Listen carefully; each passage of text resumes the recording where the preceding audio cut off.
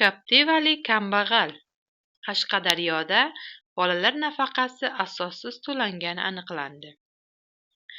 Qashqadaryo viloyati Kasbi tumanida foydalanuvida Captiva rusumli avtomashinasi mavjud shaxsning bolalariga nafaqa to'langani aniqlandi.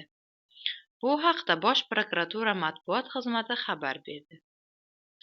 Qayd etilishicha, joriy yilda o'tkazilgan nazorat tadbirlari davomida moddiy ahvoli yaxshilangan, ijtimoiy yordam mablag'larini olib kelayotgan 10.258 ta oilalar ijtimoiy himoya yagona reyestridan chiqarilgan.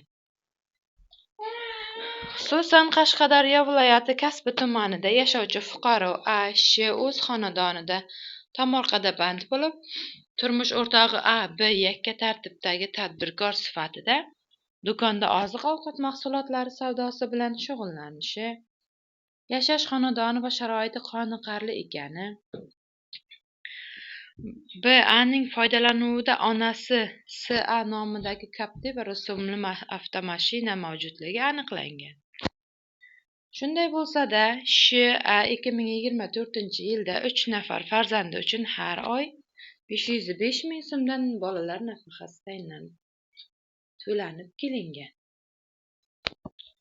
Shuningdek, Toshkent viloyatining Parkent tumanida reyestrga asossiz kiritilib, davlatdan moddiy yordam olib kelgan shaxslardan Parkent tumani prokuraturasi tomonidan jami 8,2 million so'm mablag'larni undirish yuzasidan sudga kiritilgan da'vo arizalari qanoatlantirib, davlat foydasiga qaytarishi belgilangan.